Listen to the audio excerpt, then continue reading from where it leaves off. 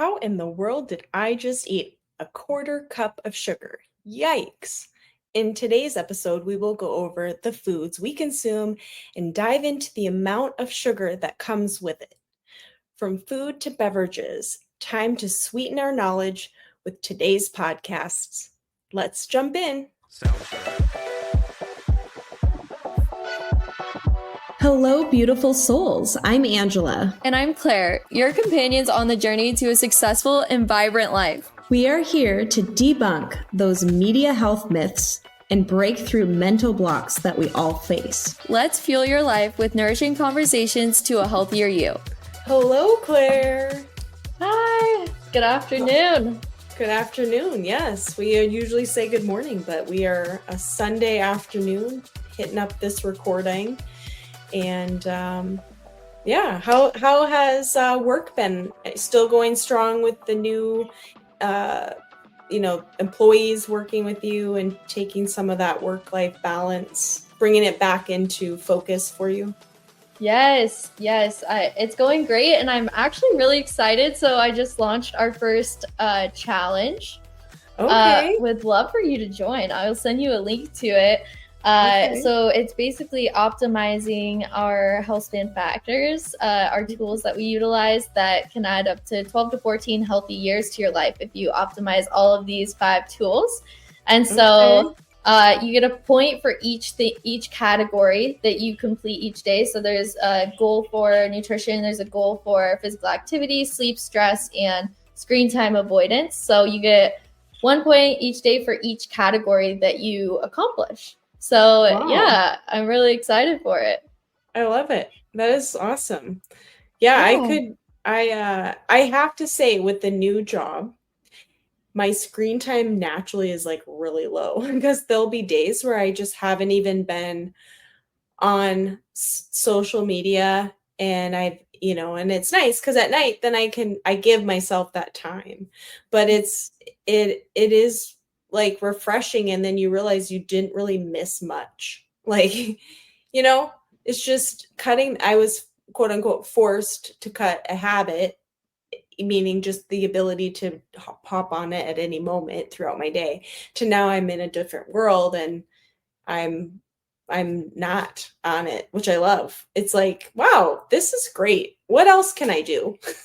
Yeah. Oh my gosh. I love that. And it's so true. It's like, you don't miss anything. If something needs to come to your attention, it will come to your attention if it's something that's important. I think it's easy for people to get in the habit of like checking Instagram, making sure they don't miss anything, checking TikTok, things like that. But it's like, if it's that important, it'll find its way to you. Text me. Yeah, exactly. Give me a phone, ring a friend, phone a friend. Exactly. Yeah. I love that. How about you? How has work been? How's the store going? Yeah, we're getting, so the end of the month, we're rolling out the training program for anyone who has signed up for the Gilbert Half Marathon. So we do have more days left to sign up. So there's no hard deadline, but it'll be fun. And then the start line is right outside the front of the store. So we will, it's just neat. And then again, it's rolling out something new. Like, I'm very familiar with training and I'm all that, but to have it outside the store every Saturday morning and the different people showing up for different goals, different purposes, because you can sign up and do, your focus may be just the 5K or the 10K, and then of course the half. So, but yeah, I've just met different people as they've popped in, had questions, and then signing up. And so that's on the horizon on the 31st of August. So very excited to be a part of someone's goals as you get reward from that in your job, but to help someone along the way from not running at all and making this a goal from scratch to people who are seasoned in their running. So, but then within those seasoned people, they have goals, right? Just like you and I were seasoned in our activity, but we have goals within.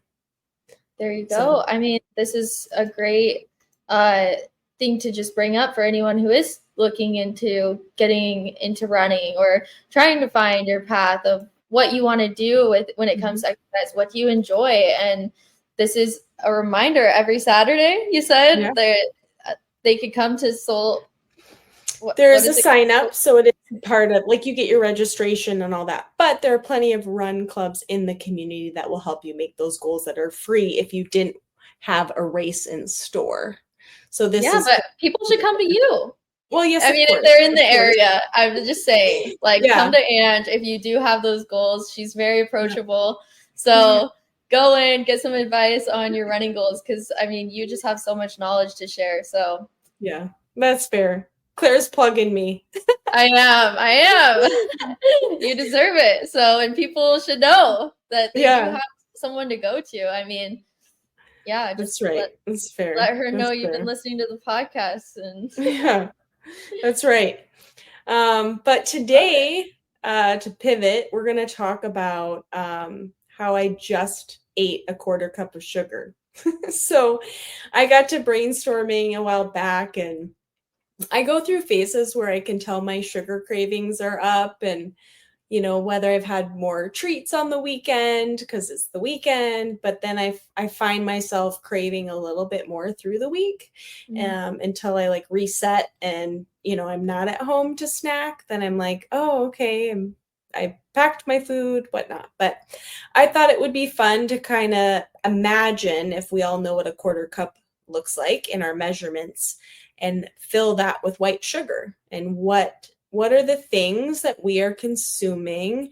And again, I love preaching that none of this is bad. Like, none of it's a no and you can't have or enjoy, but it is, these things are treats, right?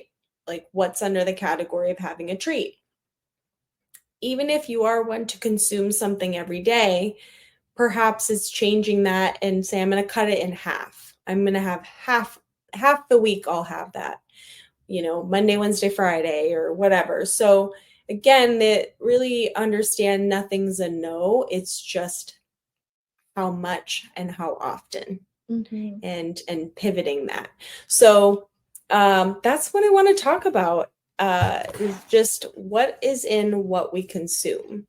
And I love it. I'm excited for this because it looks like you have some fun stuff to talk about, like some visuals. And I think it's just so important. It's a good reminder for myself as well. So I'm excited. Yeah, so sugar cravings. Sometimes it's because we've been consuming sugar in various forms.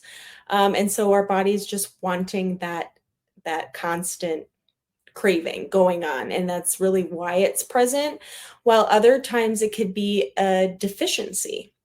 So your body is asking for something, and it's for us to decide, is it because we're deficient in something, or have we just had a lot of something and that's why we want more of it? So if there are sugar cravings, you can kind of reflect and say, are my vitamins deficient anywhere? Am I bringing in the magnesium, in the zinc, the amino acids, and then vitamins mainly in the D family are what help remove those cravings, because our bodies are meant to tell us things. Like, when we're tired, it's saying we're probably lacking sleep. If we're sore, we probably need to stretch. So those are very like physically in tune things that we can do. But when it comes to cravings, we don't always, that's a little harder. I would say it's a little more gray than an ache and a pain or the lack of sleep. So, but then through that, you can look up what would help, what can I add into my diet to replace that? And so, of course, amino acids, and we talked about the magnesium and even in our electrolytes, and those kind of all can tie in, and that they make ones that are flavorful, like we've talked about in the past. So it could be a replacement to the grab, whatever in our pantry that is the craving wants, which is instant gratification and short term, as opposed to the sustainability of bringing up those levels to reduce cravings. And then, the sugar, the why we crave, if we are constantly having it, is because it ramps the dopamine hormones. So when we have that high, that kick of sugar, it ramps that up, and then you get that feel good feeling. You're like, wow, I feel good, and I'm like full of energy. And then in reality, it's just short term. So then there's the crash, and we all have heard about the crash and post sugar. And that's So why it's addictive too, because I mean, yeah. dopamine hit, you get that hit, you get that high, then you're at the low, and then you want that high again, right? So it's that Yeah, the cycle. cycle. Yeah, exactly. So, the premise of that, what we just discussed, is really just listening to the body and understanding what is it that I'm truly craving and why, and Mhm. then being able to take that moment to make a pivot in the decision. So once you choose to start eliminating sugar, it does take time for that craving to dissipate. So within a few days, if you say, okay, I'm done having donuts for breakfast, let's just say, like, that's your go-to, and then or you're in a coffee shop and you're picking a pastry plus a sugary beverage, it'll take a few days for those cravings to go away. You'll want it, and you'll crave it, and then all of a sudden it's like, I haven't had it. So your body's starting to make a natural shift. So the sense of wanting is no longer as high. Doesn't mean it's gone, it means it's been Mhm. reduced. So how lovely would it be if it was just instantly gone, right? Oh, right with most things. Yeah, exactly. As But quick as you get the dopamine release, as quick as you could just let it yeah, go, that would be great. exactly. Oh, I'm no longer want that. But yeah, so and overall, as you progress and you start the reduction of sugar consumption throughout your day, those more intense cravings after 30 days will look completely different. Mm. And it is important to not just cut cold turkey, in my opinion, with anything. So it's to say, I'm going to make some swaps. So I wanted to kind of go over some examples of what a quarter cup of sugar looks like. And once we get through those, we'll chat about how to make those trades so that you're still having something, right? Because it's not saying zero, like go from having breakfast to not having breakfast. It's just Mhm. saying, what am I going to trade that with? Love it. um More so sustainable. yes, exactly. So many of you out there love soda, and in my world growing up, we called it pop. Some call it Coke. In the South, everything's a Coke. But yeah, so one can of soda on average is 39 grams of sugar, and that's a quarter cup of white sugar. So imagine if you were to just take a spoon and start having a spoon full and finish your quarter cup of white sugar. That's the equivalent. Yoplait yogurt, it is definitely advertised as a positive snack option, but one of those is 18 grams of sugar, and that is equivalent to 1.5 tablespoons of sugar. So it's not a quarter cup, but it does show what that volume of sugar would look like. Oh, one thing to add to a kind of what would be considered a healthier option to the Mm-hmm. yogurt thing, a Cliff Bar has about 20 grams of added. Oh, yeah. Mm-hmm. So just Yeah. a little bit more than that as a healthy protein bar. Yeah. Well, Yeah. marketed as healthy. So Yeah. Yeah. Exactly. Because we're you're, again, there's sugars in there and it's presented as a healthy alternative, but your body doesn't recognize the healthy parts of it. It recognizes the sugar.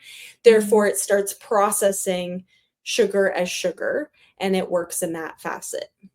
Yep. And then let's say you're at Circle K at the gas station and you snag those little mini donuts. They come in a 6-pack. The chocolate or the powdered sugar, they're a total of 24 grams of sugar. And that's 2 full tablespoons is what you're consuming in that. And yeah, they're great, but there's really nothing behind them that's nutrition and value. So your body is just working hard to break down the processed food, the sugar, and then you get that like drop in your insulin and all that. And then the last example is 1 cup of most sugar cereals that are out there on the market. 1 cup, which we don't just have 1 cup of sugar. That's just 1 serving. 1 cup of cereal. A lot of times, if we were to really measure a bowl of cereal as we're pouring it in, we're probably near 2 cups. Mm-hmm. As you're just pouring. I was like I grew up on cereal. Same. So, yeah. So I wasn't taking 1 cup serving size off of the box's suggested measurement and just pouring that in. And, I would go back for more. Yeah, I know. What? You weren't doing that at like 12 years old? But yeah, so, but 1 cup is equal to about 12 to 14 grams of sugar, which is 1 tablespoon's worth of white sugar. So if you're having a lovely large bowl of cereal, you're probably consuming 2 or 3 tablespoons of sugar, which is nearly a 1/4 cup of sugar because we're rounding that. So 4 tablespoons of sugar is equal to a 1/4 cup of sugar. So if any of you bakers out there know your measurements, or if you do not bake, these are your measurements. But yeah, I think it's good to really understand. I wanted to put those examples out there because it's, again, emphasizing this isn't bad if you have it. It's just not great. And the body will want more of those things because of the amount of sugar that's going on inside. Yeah, I think this is a great way to look at it, and a great thing for people to think about. What are your goals, and is what you're having on a regular basis, are they helping you go in the right direction of those goals? And so I think even just like paying attention to the amount of sugars in each little thing, and even like when I started my weight loss journey, one thing that I did was just looking at the nutrition label for added sugars and just cutting out those things and replacing them with other things. And that was a big part of why I even lost weight, because I wasn't paying attention to that before. And then once I started paying attention to it, little by little, it adds up so much of what like you're consuming. I mean, those little things really just make a huge difference. So just being aware of it. Well, and I know a couple people closer in my circle of life who have made choices to not have the soda in the house because that would be a quick grab option in the cans.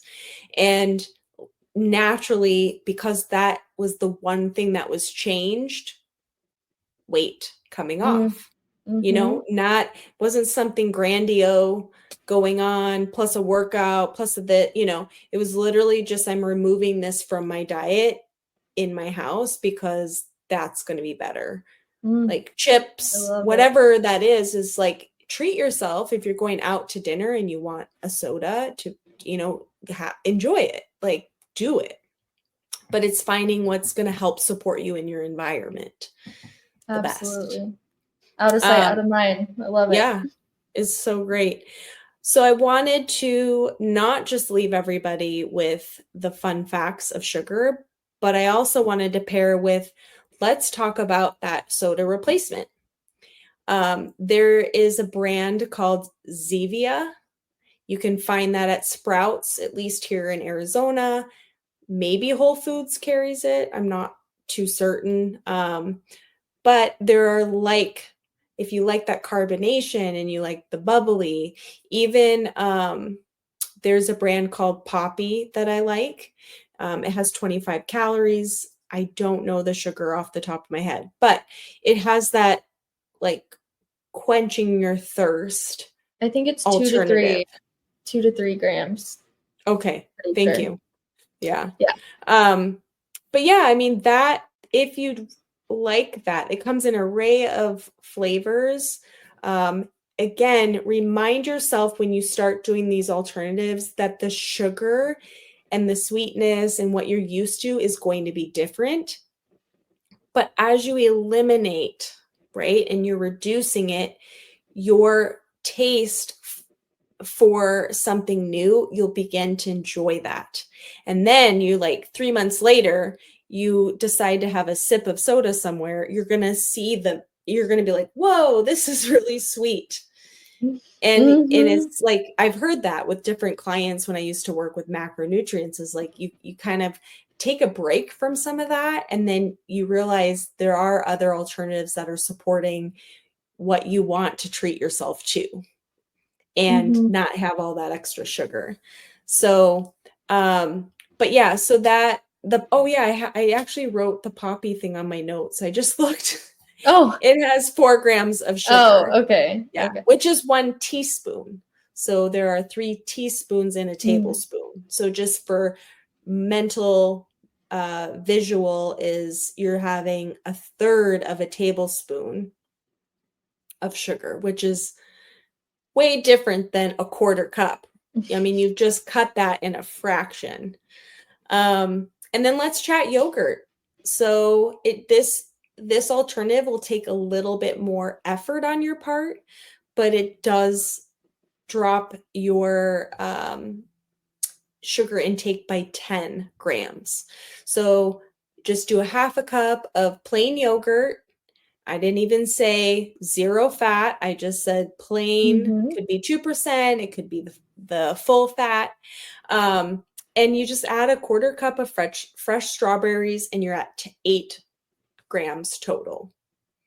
I love also with Greek yogurt flavor it like making my own concoctions at home. Mhm. I will add in like some vanilla extract. I will add Mhm. in like Little cinnamon. cinnamon. I love cinnamon. Mhm. I will make Mhm. chocolate yogurt by putting in 100% cocoa powder in there Mhm. with Yeah. cinnamon. So having a dessert, and my patients love this. They always Yeah. like, this could replace your ice cream. This Mhm. could, Mhm. like, making it a dessert, adding in nuts, adding in something that you Yeah. like, and it'll add in some fun to Mhm. the yogurt so that it doesn't taste bitter. There are ways around it. Yes, absolutely.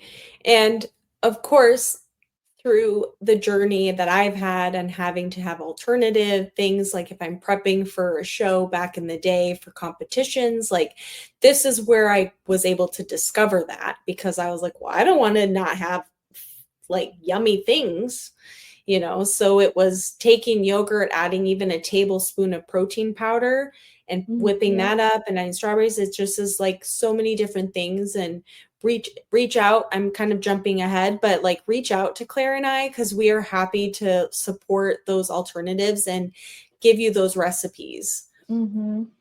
because it's possible. Mm-hmm. Um, Absolutely. and then instead of those 6 mini donuts, you could do a slice of sourdough toast with a little butter and even some honey, just drizzling honey on there that has that sweetness, but it's natural sugar. And then you're taking that breakfast from 24 grams of sugar with the donuts down to 9 Mm. grams of sugar. And then last comparison I have here is going to be that cereal replacement. You could do a quarter package, or excuse me, a half a package. There's those Belvita cracker cookies that are in the breakfast aisle. Um, you could do 2 biscuits of those, and then that's only 5 grams of sugar plus a natural peanut butter to pair with that. So it's just, again, that one comes out to be 11, or excuse me, 6 grams total, sorry, of sugar. So you're cutting it nearly in half of your sugar consumption. So Wow. that's just it's a lot of fun facts, I thought, as I was like building this episode and really diving in and reminding myself of like how much sugar we just naturally have and how many great alternatives there are. I love So, it. These are such great options. There really are so many different options. And to highlight what you said too, yeah, reach out and do your own research and find the substitutions, and don't feel like you need to cut it out. And one thing I heard once is like, if I'm gonna have dessert, I'm gonna make it good. Like saving those little things that you're doing for like the amazing dessert that you're gonna have on the weekend or something like that, and just keeping that in mind throughout the week that you are gonna have that, and making different substitutions and seeing how closer that you get to your goals. yeah. I mean, it's, again, like, it's so rewarding when you cross those milestones of hitting goals that you've been wanting to target, and that there are options out there. It's not all or nothing, and it is, yes, look forward to that delicious dessert that you've been saving up for, or you have a gathering with friends and you know it's someone's birthday and you're gonna have some of that dessert and celebrate with them and enjoy. That's part of life, Absolutely. right? These things are to enjoy. But Absolutely. yeah, there's the fun facts. So Claire, anything you wanna, I know you kind of just chatted a little bit, but if there was anything Yeah. else to the clarification. For my clarification, I'm just gonna say it sounds a lot more daunting than it is, but we're just trying to clarify that it's not as daunting as it sounds, and start small. What Yes. about you, Ange? What's your action? I think for me, it is just reminding myself of the different alternatives out there and to branch out too, because I do get in habit and I want to just eat the same thing over and over again because it's easy, mindless. But just as I was typing up this, I was like, yeah, I haven't had a piece of toast for breakfast in a long time. And There put you a little go. honey on it. It's like all of a sudden I'm like, oh, yeah, that sounds delicious, you know? Yeah, And so it's mixing up the food and it makes it more exciting than the mundane, I'm eating the same thing over and over again. It is, especially when we're prepping food, like we chatted in the last episode, is setting us up for success. But when you are home, that's the time to do a couple swaps. And so that way you look forward to that meal. absolutely. Yeah. Well, thank you, Ange. This was great. I'm excited to apply some of this moving forward, and I hope our listeners got a lot of value from this. Yes. Thank you, Claire. Until next week. All right. See you next week.